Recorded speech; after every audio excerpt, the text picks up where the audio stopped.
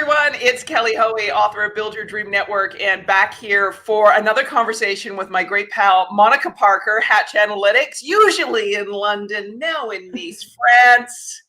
Hey, Monica. That's right. Hello, Kelly. How are you? I'm good. I'm good. Okay, so we're here, and I have to do this because A, I love StreamYard, and B, and a bigger Yay! A. Hello, Elena. I love Elena Rossini. Thank you, Elena, for being here with us. So today, as you can see, instead of my name on the bottom, I have what we're talking about, the new abnormal. This conversation was sparked because of all the dialogue out there and panels about the new normal. Yeah. Oh, okay. Well, there answers question one. How do you feel about this, Monica? But okay, why is calling this what we're going through right now? You in social isolation in Nice, I'm in social isolation in New York. Lockdowns, hissy fits in Costco. Why is calling right now, like, why is this dangerous to call this the new normal? Why is that dangerous language? Yeah, I think there's a few reasons. And first, thank you for having me on to have this chat because it has been stuck in my craw a little bit. And I also want to thank, there are a few people, I made some posts about this on LinkedIn and a few people reached out to me and said, are you okay? And I just want to say, I'm doing really well. I'm really, really lucky. As you mentioned, I'm in the south of France. I'm very fortunate. But, the reason it's dangerous is because a lot of people are not as lucky, right? There are a lot of people who are really struggling right now. And to normalize this is a pandemic. It's not normal. It's a crisis. And I think that when you start normalizing things like not being able to see our families, our rights of movement being taken away, kids being out of school and having to be homeschooled, there's a real risk in that. There's a real danger. And I think that at its worst, it's dangerous. I mean, at its best, it just lacks empathy. I mean, try to tell somebody, someone, perhaps a woman who's being abused, that she's trapped in her home now, quite physically, and that this is her normal life. This is what she has to look forward to. And certainly, less dramatic, but no less traumatic potentially. Look at the actors on Broadway or on West End, or a guy who is a manager at a local hotel. Their world has imploded. Their community, their social network, their life is as they knew it is gone. And to try to say that we can normalize that, I think there's sort of a inherent in that, just to even be able to say that, to write the reports and to be on the panels that talk about that. And I think it just misses the opportunity to say, this is not normal. It's not okay. And I think that there's a risk that when we're taking away people's rights, when people are dying. So I blinked out there. Yeah, okay. You're back. I think that there's a risk there. I'm back. So I think that there's a risk there, and it is. I find it worrisome.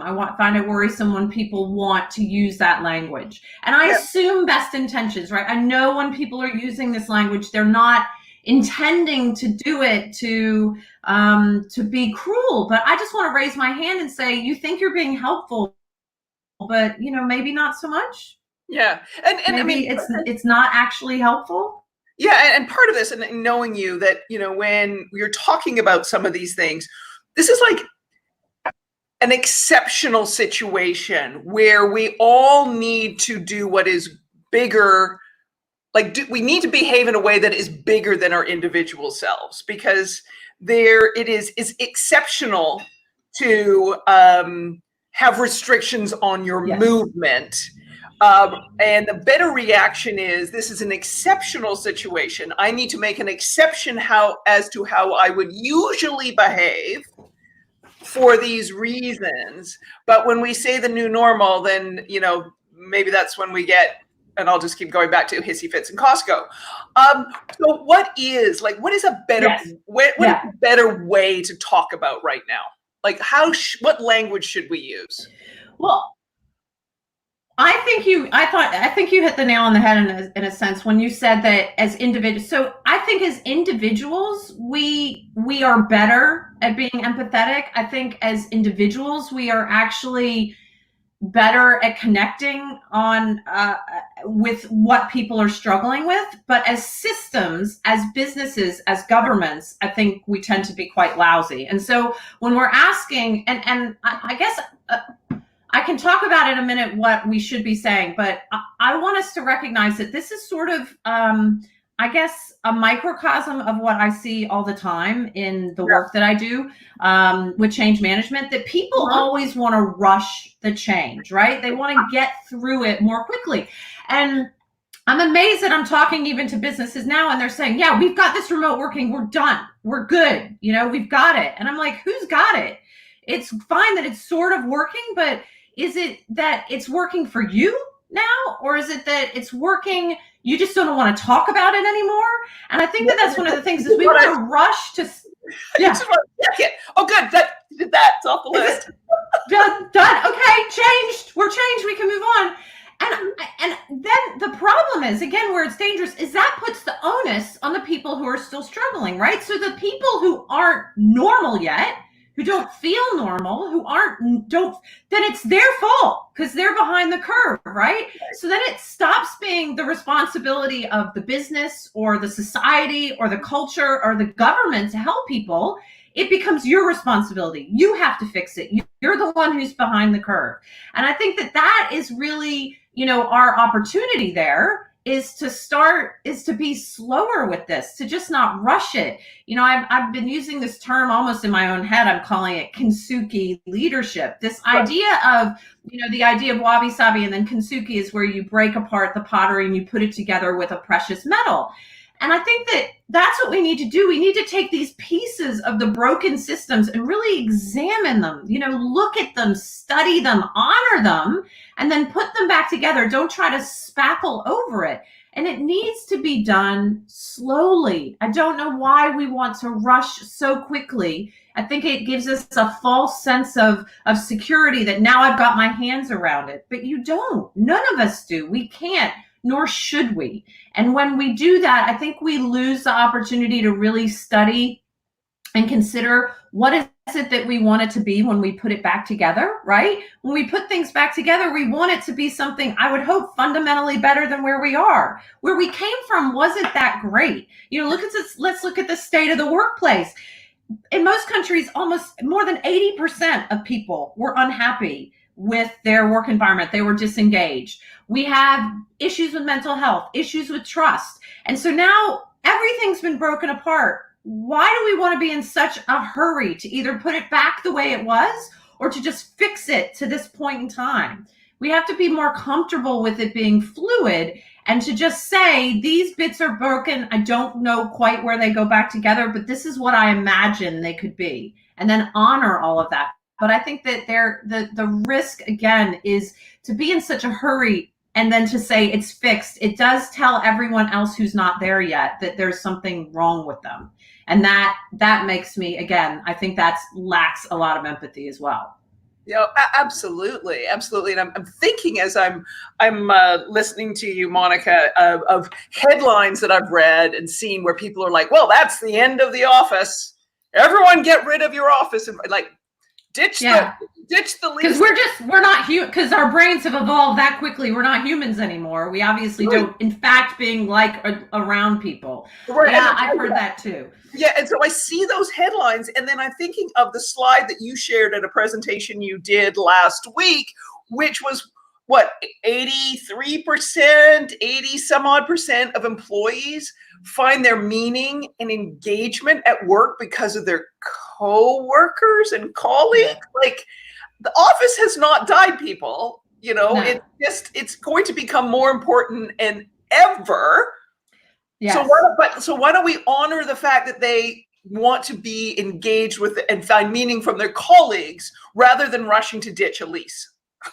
Absolutely. And I think that there's a couple of things to consider. First, I don't want us to go back to the way we used the office before. I think the opportunity here proves that presenteeism, that we don't need to see people to be working, right? That there's a lot of people working well right now. And even those that aren't working well because it's a pandemic, stupid, right? It's a pandemic. So there are other issues going on, but they've proven that a lot of the resistance to working in a new way was unfounded. So it was a perception, but it doesn't change the fact that as humans, we still want to connect. I mean, there's some great research around how it's possible that that our empathy is not even genuinely triggered when we're looking at somebody on video conference. The way that when video conferences freeze, what that does to our brains and how we try to fill it in. And so there are occasions when face-to-face can be substituted and will be. But my hope that when we put this back together, we look at the office as it's serving a very specific purpose. And that purpose is not a block of wood where people go and they sit there rumpus for the day. It's about coming together with a very, concerted desire to be social, to be collaborative, and the other stuff can happen at home. We're talking to clients and we're hearing on average people are saying, I want to go back to the office, but no more than 3 days a week. And maybe only 2. So we're seeing a shift of 50%, but still want to have that space. Now the reality is we can't. Businesses have to be concerned with the bottom line. They have to think about the cost. So what is it then? How do we use that space in the greatest intentionality? The thing about the office, this idea, it used to be that it was generally the safest, most effective, most familiar place to work, right? And so safety now is being called into question. If we want people to come into an office, there's a very real risk they take when they come in. So we got to make it worth it. And we can minimize that risk. But the reality is that we don't want to normalize the risk and just say, yeah, you may catch some terrible disease. Right. No, we don't want it's. So what makes it worth it? The second is it was the most efficient. Is it still? I don't think it serves all purposes. I think it's now just one setting. And then the last is it the most familiar? What makes an office familiar is the activities that people engage in and the people that they engage in them with. If you've ever been in an office that's empty, it's weird. Like I'm working with some clients that are essential workers and they're in these empty offices. They're like, it's just spooky, right? And so when you go into an office, you want to be surrounded by those people. So it's that connectivity. It's really questioning those elements around safety, effectiveness, familiarity, and how do we then craft this new future. But we can't just do that like that. We've got to really look and talk to people. Yeah. So our good friend brings up this. So let's go. And this is perfect timing. Dear Elena, thank you. Talk about, okay, so you were talking before in terms of leaders rushing through this opportunity. Yes. Let's go back to as a leader right now and putting things back together. Like what are some things that leaders should be thinking about right now? How should they, as an organization, as a hierarchy, how should they be approaching this? The first 3 that I would say is feel it, model it, give it. So you've got to feel what's happening. You just have to allow yourself to feel how other people are feeling. Like really try to step into their shoes. Ask them if you don't know, but just try to feel how other people are feeling. Maybe, you've got a great space that you can work in and your pay hasn't been cut at all. Maybe, your kids are gone. You don't have to homeschool them. Think about what people are dealing with and then model this new behavior. Don't just say, well, look, you guys, you can take breaks in the middle of the day if you need to, or, let's not do 100% Zoom calls. You have to actually model it. You have to show it. And because you can't model it in a workplace, you've got to be really, really visible. And then when I talk about give it, we've had so much autonomy taken away from us. The reason that remote working used to be so effective in the sort of old days was because it was one of the key ways to give people autonomy. Now it's been forced on people. So we're not allowed to leave our homes. So autonomy has been taken away. We've got to give autonomy back to people as much as possible. So allow them more freedom in organizing their days. don't get up their grill if they dial into a call and it's not on video. You know, it's exhausting to be on video all the time. Maybe they just want to have a landline call. In fact, there's some interesting evidence that says a good landline connection is actually more effective at reading emotions and intentions than the VC. And so let people sort of have that freedom where they can find it. That's sort of the external leadership. I would say the broader leadership things that I want to see is enough with the profiteering. Like I get emails like every day. And look, I mean, I'm in an industry where we could just be really making some serious hay if we wanted to. But the first thing we did was went out to our whole network and just said, you know, what can we do? Don't worry about, we're not going to charge you. Just how can we help? Enough with the profiteering. I get it. I get that there's opportunities, but maybe just like, you know, it's still not time. It's still too soon. I would say the other thing is beware of the shiny things in leadership. And this is probably evergreen, right? It's not always a shiny bauble. Change is hard. It takes time. It takes emotional commitment. And again, I mean, this is sort of, and that's why I'm using the term kintsugi, because it is something that really resonates with me, but it's not a new shiny bauble. It's just the idea of let's look at what's broken. Let's really analyze it. And then before we put it back together, let's not forget those lessons learned. And so it's not really a shiny thing. It's just a way, it's something that resonates with me, but it's one of those sort of evergreen leadership concepts, which is just to say, you know, don't rush to the solution. It takes time.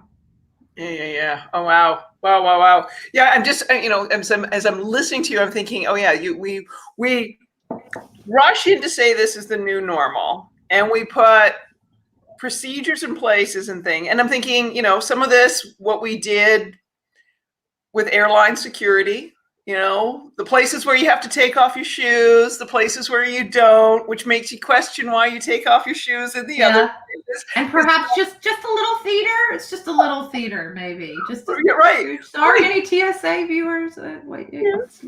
So you get through all of that, and then, in all likelihood, we have a vaccination. Do we whipsaw back to the old? Please don't. Old normal, or the like? So I'm like, yeah. So here's a challenge. So we're dealing with like 40, you know, if we look at the workplace, we're dealing with 40 years or more. I mean, I'm assuming that we've been in the work world, it would be, you know, 40, maybe 50 years of the same type of behavior. So 2 months of changing it is not going to be enough if people want to slip back into that behavioral rut, right? So it's really important, if there are things that we want to carry with us from this time, then we've got to make that a concerted decision, right? So it's not just going to be enough that we're not just going to slip back in. And we're seeing that too much in bad behaviors where people are just like, I don't care about the 90,000 that have died. I want to behave this way because it's what I'm used to. So it's very easy to slip back in. But I don't want, there are things I hope that's not the case, right? That we don't slip back in, that people continue to be able to remote work, that we have deeper conversations with our employees, that we get to know them as humans, which we're doing now that we're looking into their homes. So those are the things that I think that we will carry. There is a risk that we'll go back. I'm talking to some clients who are saying, well, I think we want to go back to like 80 or 90% of how we were. And that's a bit worrying to me, because again, I don't think that's examining that's trying to put all the pieces back to the way it was. So I think that the opportunity is just to slow down and then to make really concerted decisions about what the future is. The point that you made also is this is a pandemic. This is not forever. Maybe it's a year, maybe it's 18 months, but I'm seeing some design solutions that are coming out where they're literally talking about putting into the carpet the distancing, the social distancing amounts, like with bubbles. And you want to build as a design feature into your office some recollection of a pandemic. I mean, that's that's madness to me too. I can't wrap my head around that. So I think that we have to really look at this as terrible and temporary. Just keep saying terrible and temporary. Terrible, temporary, extraordinary. Yeah. I was just thinking myself, we could start a new business, sort of, hi, we're trauma enforcement architects. We design to reinforce so that you remember this for until someone decides to replace the carpet. Again, I'm assuming best intentions. I know why they did this, but I just think we're talking to people who are going, do you think this is a good idea? No, it's not a good idea. No. Don't build a pandemic into your new office design. No. No, but I think I'm having a recollection from my past life living in Toronto of driving up on the 400 North up to Muskoka, up to cottage country, and they would have lines on the highway of the distance between you and the car in front of you, because if you had to slam on your brakes, here's the distance to actually stop. So, there's places to have traffic control or people flow of keeping distance. I'm all about that. But going into the office and having a daily reminder of that, that's just nuts. I think there are really clever ways. I mean, here in Nice, I've been tweeting like crazy that I think the mayor here, Christian Estrosi, and the city's done a really great job. And there's a lot of things around nudges and delivery of messages, but those can all go away or change when it's time, right? And this is such it's so fluid. And I think that really what this shows is that we are inherently very bad with change. We fear it. We want to fix it. We want to say, not just fix it and make it right. We also want to fix it like we want it to be this particular fulcrum. And that's the other risk as well. There's this term that in sustainability that I love, and I use it a lot, called ratcheted equilibrium. And it's this idea that, at least in sustainability, that we get familiar or used to an equilibrium that is at one level, and then it becomes ratcheted up. And maybe it's just like 1 degree, or maybe it's, the language that we use. And then we become familiar with that. It's sort of like an Overton window of sorts, right? And so it's shifting progressively. But as you ratchet that idea of our socialization or the way that we behave with each other, what you're doing is you're fixing normality to a fulcrum of sort of this unhealthy working and social relationship. Why do we want to fix things to this time that is inherently not good? Let's fix it to the positive things we want to achieve, not to the chaos or the crisis that exists. Because if once we fix it to that point, that fulcrum, that ratchet equilibrium, it only gives us the opportunity then to fix it to something that's even further unhealthy. So I think that's the risk. Well, and tie this into me to like nostalgia, in the sense that, so many people have this sort of notion of things in the good old days, in the old normal, right? Like a certain point in the time. So how does that fit with this, that we want to fix things and we want to set them in a certain time and everything will go back to normal? You're going to make me use the B word, aren't you? You're going to make me use the word Brexit. Because, I mean, that's what a lot of that Brexit hoo-ha was about, is this idea that there was a time before when it was better. And the concern is, I think that there is sort of, and this is why I want to be clear. I'm not saying don't call it the new normal because I want to go back to the old normal.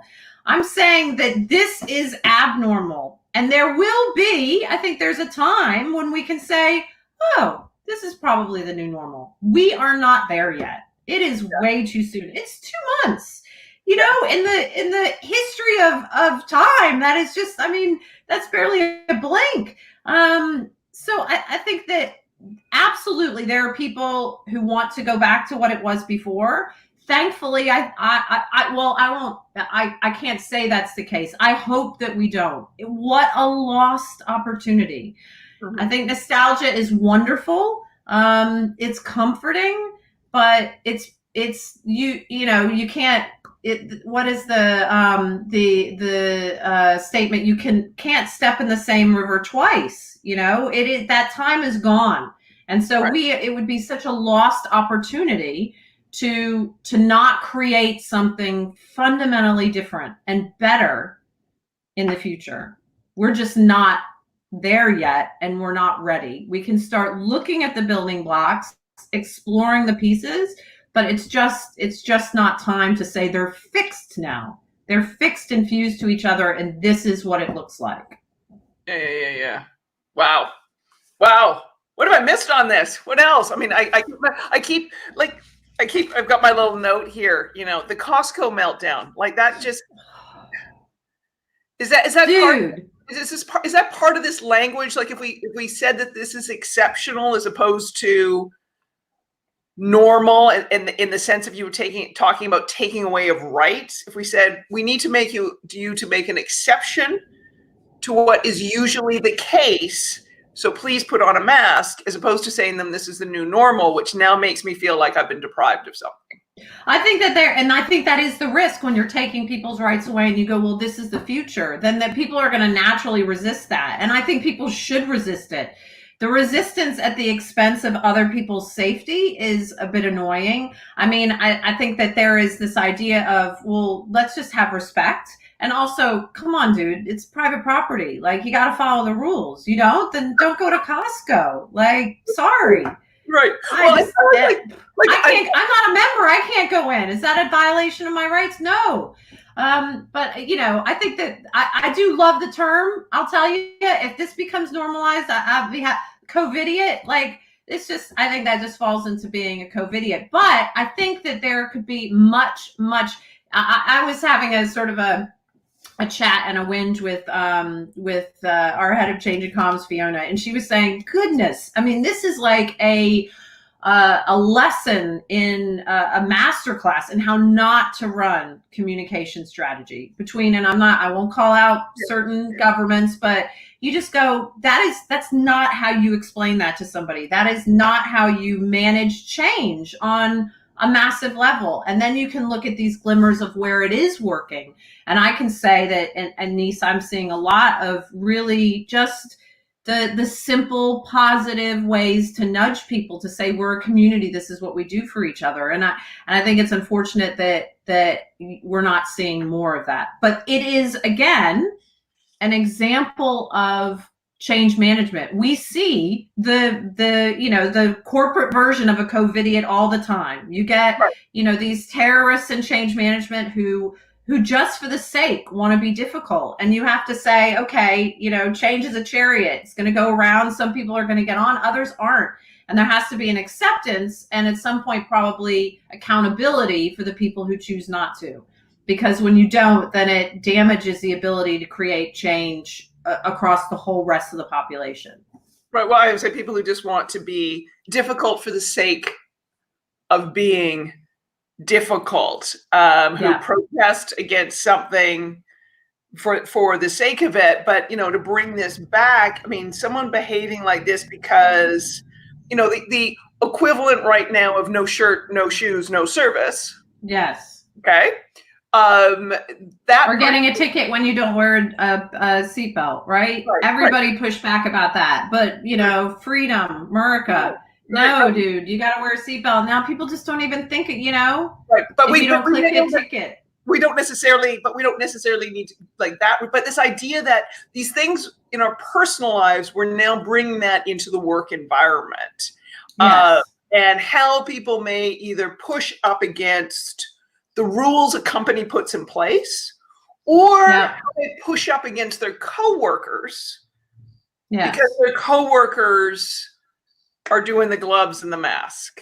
It's going to be like any other change initiative, which is that it has to be explained clearly over and over and over and over and over again. There has to be a rationale. The rationale has to be really clear and people have to buy into it. And you also have to get their feedback. Even if you sort of already decided the general trajectory, you have to engage people so they feel that they see themselves in it. So ask people, would you feel more comfortable with this or this? Do you want to come back? When you come back, what would you want to see? So, we're doing return to the office surveys with people and trying to gather that information. Even though some businesses, their strategies are quite well set, you still have to engage people so that they are feeling heard. And so it's, in a lot of ways, it's very much like any other change initiative. It's just the risks are higher, right? So before it was, well, we're going to try to get you to change your behavior because we want this new strategy. You know what I think it's quite similar to is some really interesting health and safety initiatives that have been done in developing nations. There was one that occurs to me, a great case study that Shell did they were really struggling to get people in some of their sites in Africa to use the health and safety equipment, because they were finding that there was a cultural bias to say, I'm safe, I can manage it myself, I'm not going to wear this health and safety equipment. And they started talking to people and saying, well, what's most important to you? So the rules aren't important to you, what's important to you? And it was their family. So all they did was shift the language that they used and said, rather than Shell needs you to be safe and wear this hard hat and this high vis jacket, it was, imagine what would happen to your family if you got injured. You wouldn't be able to provide for them. Think of your family and wear this PPE, wear this equipment. And the pickup was so much higher. And so some of this is just looking at how you shift the language. Why does it have to be so rigid? But it has to be clear. And I think that we can look at some of the stuff that's coming out of the UK. That language is just not clear. And when you're trying to run a change management program and the language is not clear, that's a problem. Yeah. Well, no, and I love your point about, you may have this all thought out. Say you were an enlightened organization, enlightened leadership, that you had this, change strategy. You get this kind of stuff, right? And you've got it all organized. Even in those situations, what I'm hearing, talking to your employees and just hearing them out is like essential right now. Yes. Yeah. And I think that some people are saying, oh, everybody is talked out. That may be the case, but you still have to have the forum, and people may not show up. They'll vote with their feet in a sense, but I think we still have to have that opportunity for people to feel that they're being heard. Sometimes it's just enough to know that it's there and that if I want it, I know it's a resource. So I think absolutely listening, being authentic in your responses, showing that you've heard. I think that that's key as well. I can't just be, I'm talking into a void because they created this opportunity for me. Right. And then making sure that if there are genuine things that people need fixed, that you're responding to it. Yeah. Oh, yeah. He says yes. And we should pick up this conversation, because I think that's the other part of change, is how and when you bring people in and what you do with their responses. And it's one thing to be heard and go, great, they heard me, I gave some good ideas, or what I thought was some good ideas. Like, how do you implement them? And I know in things you've worked on, you've had different clients, deal with that employee input on a change in different ways. So can we schedule another one of these and talk about that? Oh, just because it's you, Kelly. Anything for you. Oh, you're so funny. But I know, because I'd really like to dive into that, because I think there's more, again, this rushing through opportunity, this losing the chance and the opportunity to be heard, to get insights, to get a longer term, I'm going to say, cohesion and collaboration from those who work with you, who are really prepared to do what it takes, so that if you need to say, co-create the solution, I'm amazed at the number of people who are coming up with what the solutions are in this vacuum of 12 executives on a Zoom call, and you just want to wait. You used to engage with people, but now all of a sudden this new reality that you want to create, that now you guys are all in charge. I'm just I'm seeing a real people are just getting forgotten because they're not there to push in Right. the office. And so I think that co-creation element is really really important. And sometimes what you were going to create is exactly it's exactly what ends up, you know, being what they say they want to see. But you got to ask. Yeah. Well, I think what I'll do is I'll get to you and I'll circulate to everyone, because what's ringing through my mind is Ray Anderson and his phenomenal TED Talk, and how, with the help of his employees, transformed the carpet flooring industry and his own business and his own profits by how he engaged employees. And there would have been a way to be very top down. There would have been a way to say, this is, you know, a problem and we're going to do something, and not listen to people, and how he was so transformative. But I think that this idea and with you of the change in terms of, all right, this is a huge opportunity. Let's get the information. Let's listen to and people. If they come up with new ideas, what are you going to do with them? How are you going to honor, listen? Like, are they going into a, you know, ideas box that, you know, heads into a shredder and a trash can, or are you doing something with them? Yeah. And obviously you can't do everything, but then how do you, at least, again, how do you honor it? You say, thank you for this, you know, this precious metal that you've shared with us, and I will honor it, and we'll try to integrate it, or at least have you feel that it's been heard. Awesome. All right. Well, I not that I didn't love this conversation, but we get more. On to the next. On to the next. All right. So we'll get that on the calendar. And I will thank you again, Monica Parker, founder of Hatch Analytics. We're talking, or we did talk, the new abnormal. So let's talk about what language should we use right now? Exceptional. Yes, I'm calling it the new abnormal. It is a temporary and terrible time. Perfect. I like that. All right. Thank you, Monica. And we'll see you. Thank you, Kelly. See you soon. Bye. Bye.